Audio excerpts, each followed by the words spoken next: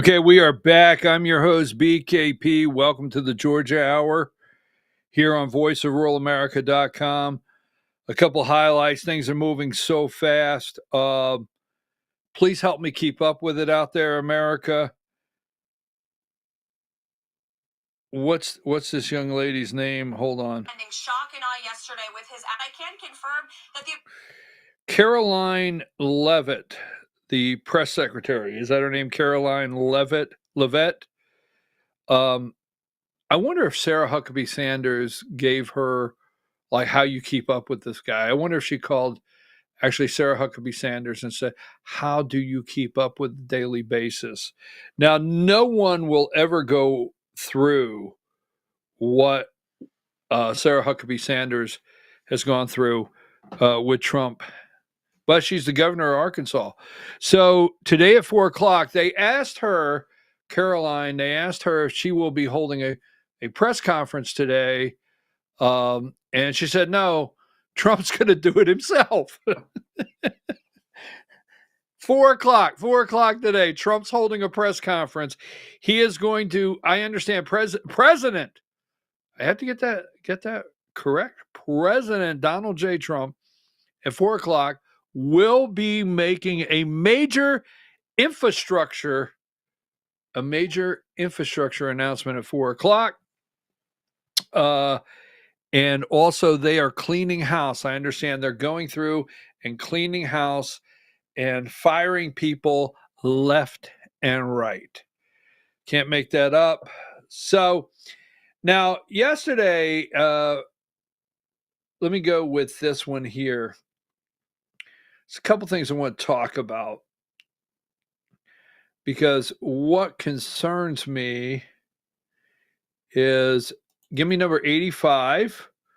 I showed you. Do you have, considering we're talking the Georgia Hour, do you have Chuck? Can we get number 85? And then do you have Chuck and Mandy's picture that I can get back up in a minute? So in Georgia, they are releasing them now. Someone sent me video. Thank you. I can't get it on right now, but thank you. I got to say thank you. And you sent me video picture of J6 hostages being released. Thank you very much for that video. I did watch it. All right. And we'll get some of those maybe on tomorrow. Trump pardons January 6 defendants, including 44 from Georgia. With the swipe of his pen, President Donald Trump fulfilled a campaign promise on Monday night, issuing sweeping pardons that erased 4 years of federal investigation and prosecutions of the rioters who stormed the Capitol on January 6th. January 6, 2021 is over. That's over. You can live in that every single day, that cesspool that you cry about over and over. You know who you are out there, the different media, AJC. It is over. Now, the election interference, January 6th. Remember who testified. Brad Raffensperger testified at the January 6th Select Committee hearing. Now, 44. All right. Do you have 44 including Georgia? Now, earlier this morning, I reported that that's Chuck Hand, suit, tie, everything, but had to wear the Georgia hat. God love him. Chuck and Mandy Hand, they're from the 2nd District of Georgia. And Chuck ran for Congress, 2nd District of Georgia, received, both of them were convicted and went to jail. Both of them went to jail, I think, for 90 days. They both received a presidential pardon. So that's one of the 44. I received a phone call yesterday afternoon from an individual that said, I just got a call saying they will be releasing them tonight. Could I help transport one? What do you think? And this individual called me. So what do you think? And I said, well, look, let me just say this, okay? These people are evil, bad people. They will be staged there. We call them the media or others. They will be staged there watching everyone get released.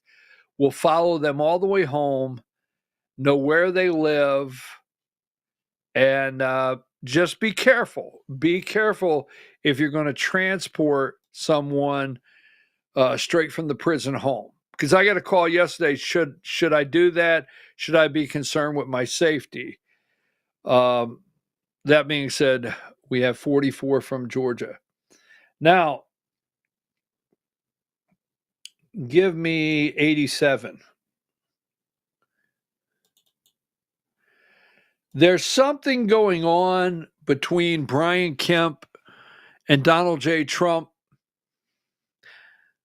I talked about a deal. Remember, I've talked about a deal over and over that was made in Georgia. I don't know if Trump will stay out of 2026. I don't look for him. I do not think, I will look at the camera and tell you, I do not think for 1 minute that Donald J. Trump likes Brian Kemp, because I know Brian Kemp hates him, or that's my opinion, he hates him. It's of my opinion, Marty, the girls, everybody in the family, the people that actually probably went to D.C. to go to the balls and the inauguration from Georgia, I showed you many of them that voted for someone else. Just saying. But overflow. The hundreds of Georgians who traveled to Washington on Monday only to have President Donald Trump's inauguration moved indoors at the last minute shouldn't feel too bad. Governor Brian Kemp missed it too. The last minute change of venue to avoid frigid temperatures meant only a select few could be in the room when Trump took the oath of office. That put Kemp, along with fellow Republican governors Mike Braun of Indiana, Ron DeSantis of Florida, Tate Reeves of Mississippi, and Glenn Youngkin of Virginia, in overflow seating in nearby Emancipation Hall. So I'm not for sure Kemp wanted to be in that room, but I know 600 people were in the room. Brian Kemp did not make it. I don't think he wanted to be in that room. But anyhow, so he was there. He was in the overflow room. For anyone that thinks that Brian Kemp and Trump's relationship is evolving, it's not happening. Brian Kemp is only going to these events, like he went to Mar-a-Lago and the inauguration, out of obligation. And the obligation is Brian Kemp is now the Republican Governors Association, the Republican, Governors Association chair. So that's it, out of obligation. So this guy right here, look for the political stunts. We will be watching for him every day. Chris Carr, number 86. Chris Carr sues Joe Biden one last time to reverse offshore drilling ban. Chris Carr, the Attorney General. Political stunt, we'll get a little more into that tomorrow. Now, I want to address some things with Colton Moore. And I'm going to do this in the last 15 minutes because I know, I don't know about you, Diane, but I watched Trump till late last night. I watched all yesterday afternoon. And I'm not 78. I'm not Donald Trump, so I need a nap to keep up with this guy. All right. There's a couple things we got going on with the Georgia Hour. Take that down. Can you put the Georgia Hour graphic up? Do we have that? So last week, Colton Moore, and I just want to lay this out, and this is going to get me in trouble, but I've been thinking this out. I have always gone and supported Colton Moore, state senator from the 53rd district. I supported Colton Moore last year when they removed him from the Georgia Senate Republican caucus. state Republican caucus. I sent several state senators messages. I sent the lieutenant governor. Now you got to understand, Burt Jones, the lieutenant governor of Georgia, presides over the state Senate.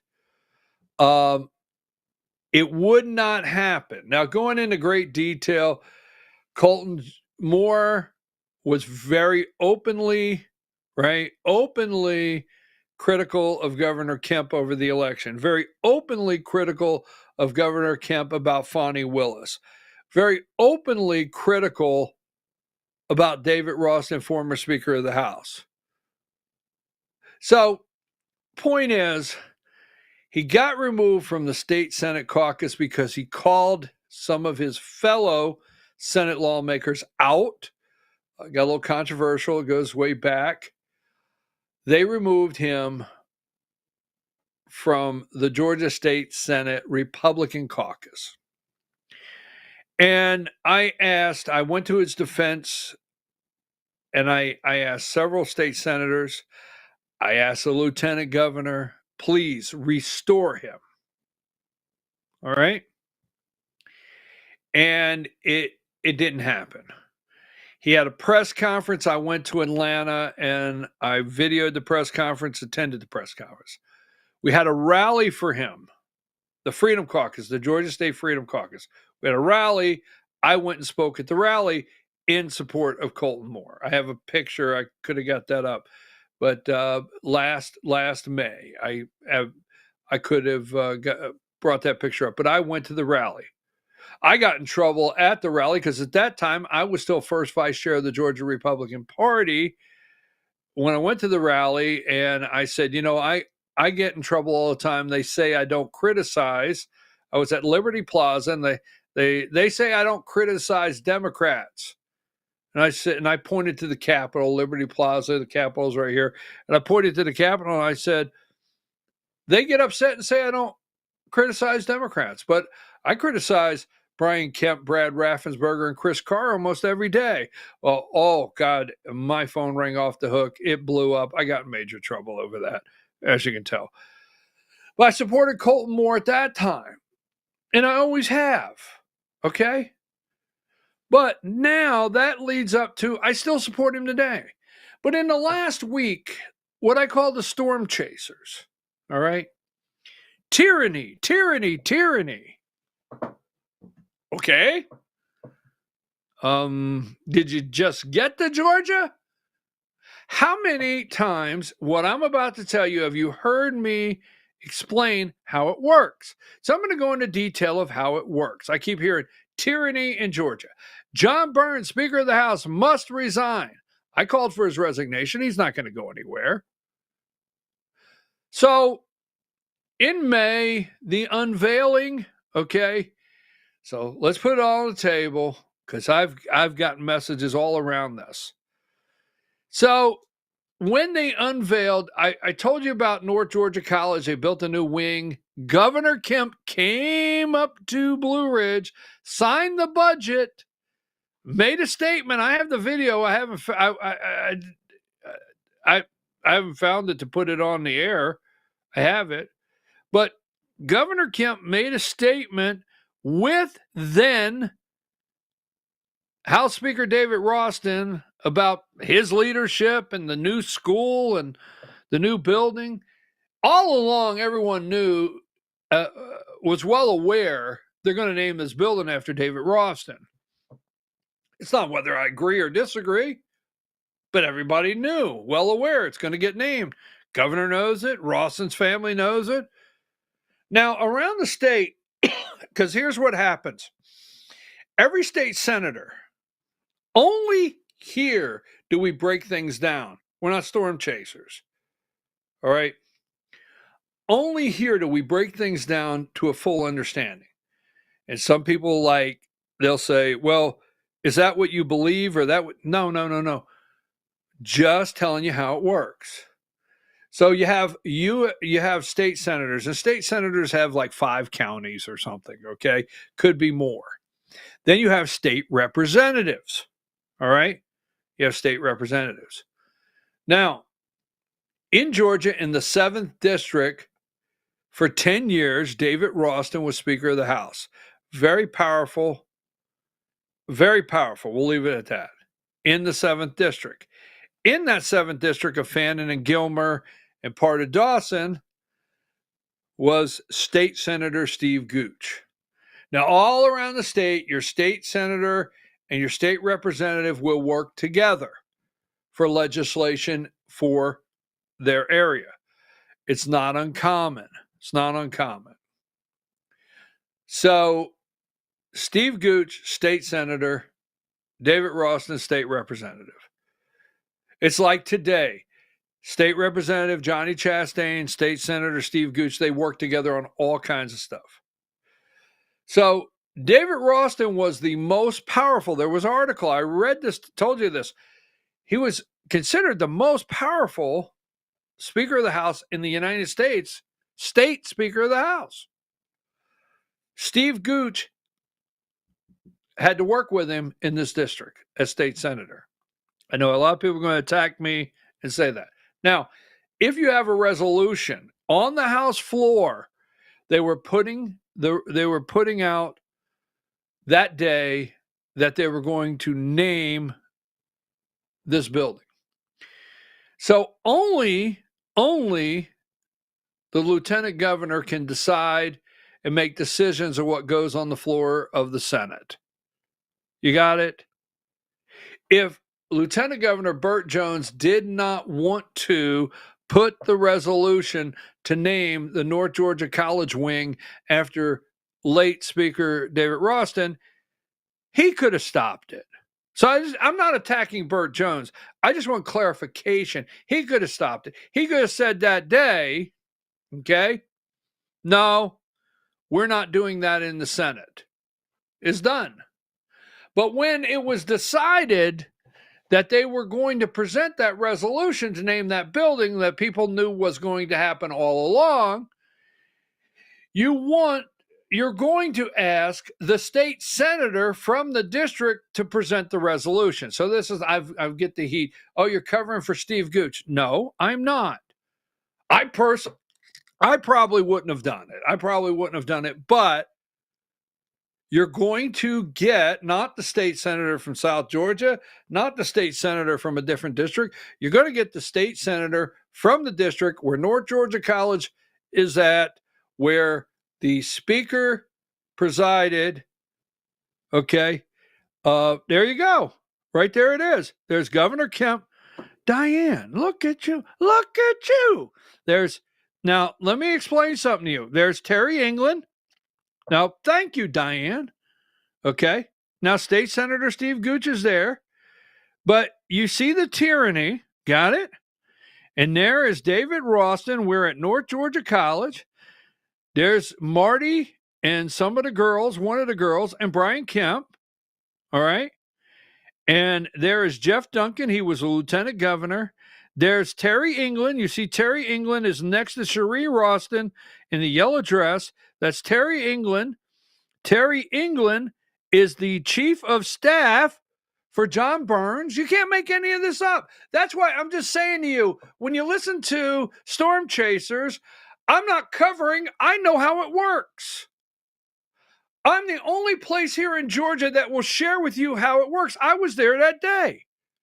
So Ralston is thanking Governor Kemp. Governor Kemp's getting ready to come up. The table over here to the left is the state budget. This is Blue Ridge. This is North Georgia College. And they're going to sign that budget for the new wing. They all know that day. Everybody there knows that day they're going to name this wing after David Ralston. All right? There's Marty and the girls. Now, that being said, Steve Gooch, the cool guy in the glasses. I didn't realize you were wearing them glasses that day. But there's Steve Gooch, the state senator. And he did. He introduced the resolution to name that building. It was all set up. That's when State Senator Colton Moore goes up and gives the speech. Going after David Ralston. And I said right on this program, he did not, he wasn't wrong. Now, here's the point I want to make. From the time he was removed, and House Speaker Jon Burns, all right, House Speaker Jon Burns told him he could not come back on the Georgia State House floor from that time to the other day when it happened, the State of the State address. There was a window of opportunity to clear this up. Is that got? Can you back that up? Does that have audio? Thank President Jacobs for the job that her and her team are doing, but also for her great remarks to welcome us all here today. Certainly want to thank Marty and Amy Porter for being with us. She's had a big effect, I think, on our state, and certainly working with these members that are behind me in the General Assembly, as you know, to end human trafficking, raise awareness, help the victims. Just incredible work that she's done, but also, as the Speaker and the Lieutenant Governor know, and these legislators know, no one has supported our men and women in uniform more than our First Lady and our daughters, and we just appreciate them every day. Speaker Ralston, we're honored to be in your district. This is indeed an exciting day, and it's great to have Cherie here as well with us, and certainly Lieutenant Governor Duncan. Both the Speaker and the Lieutenant Governor have been great partners, and that has never been more true than this past legislative session. Also want to thank Chairman Blake Tillery, who couldn't be here today, who chairs the Senate Appropriations Committee, and an old friend of mine as well. Take the audio off. All I wanted you to see is he was thankful to be in David Ralston's district that day. I was there. That's the video I told you. Governor came up here. All this is laid out. Now, in that time that Colton Moore was removed until the other day, there was a window of opportunity to clear that up. There's a window of opportunity from the House, a window of opportunity from the Senate, window of opportunity from the governor's office. All these windows of opportunity were there. So pre-planned. Easy before you attack me. Because I look you in the eye, I still support Colton Moore today. But pre-planned was this day on the calendar. Pre-planned was the call to action. It went out all over the internet the day before that Colton Moore would probably be arrested the next morning for trying to enter the House. It all went out there. It was boom in front of everybody. Lieutenant Governor Burt Jones, he knew it was all whooped into a frenzy. Jon Burns, he knew it was all whooped into a frenzy. Colton Moore, he knew, he put it out there, it was whooped into a frenzy. Why wasn't it solved before? Why? Now, I think we deserve the answer to that. Now, that morning, Colton Moore had every right to go in there. He did. As a state senator elected to represent 200,000 people in the 53rd District of Georgia, he had every right to go in there for the State of the State address. And they stopped him because Jon Burns said he could not go in. Now, after everything broke out and all hell broke loose, and all the storm chasers did all their articles and tyranny in Georgia and all this. Now, I get that. After that, then the next morning, the very next morning, the Lieutenant Governor of the state of Georgia, Burt Jones, gets up in the well of the Senate. We played it here. You watched it right here live in the well of the Senate. And he said, concerning what happened the day before, that he basically marched over to the Lieutenant Governor's office, the Lieutenant Governor Burt Jones marched over to House Speaker Jon Burns' office and made it sound like he went in there and said, this better not ever happen again. Now, I'm just paraphrasing, but it's what he made it sound like. He went in there and he said, this better not ever happen again. And then Jon Burns came out and lifted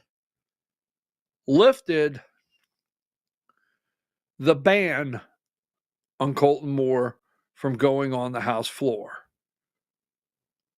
Well, hell, you say. Huh.